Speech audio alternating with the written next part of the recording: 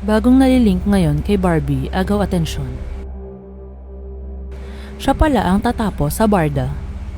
Mainit na pinag-uusapan ngayon sa mundo ng social media ang bagong nalilink na aktor sa kapuso actress na si Barbie Forteza.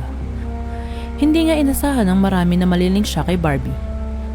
Kung matatandaan nito mga nakalipas na buwan ay inuugnay si Barbie sa kanyang Maria Clara at Ibarra leading man na si David Licauco.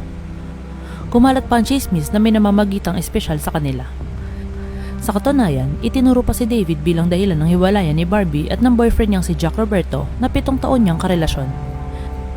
Kaya naman nagulantang ang marami nang mamataan si Barbie kasama ang aktor na ito.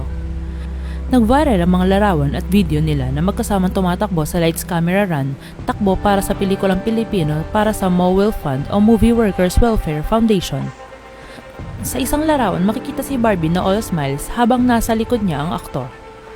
Bukod dito, makikita rin sa isa pang larawan na nakaakbay ang aktor kay Barbie na parang hindi lang friendly na pag-akbay kundi pang boyfriend na.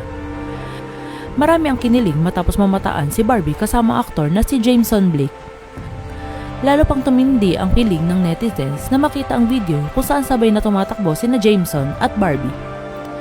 Nag-adjust pa talaga si Jameson sa pace ng pagtakbo ni Barbie para lang sabay silang tumakbo. Marami rin ang naintriga sa caption ng IG story ni Barbie kung saan pinasalamatan niya si Jameson. Dahil sa pagtakbo nito kasama siya lalo pat sinamahan niya ito ng kiss emoji. Aniya, so proud of you.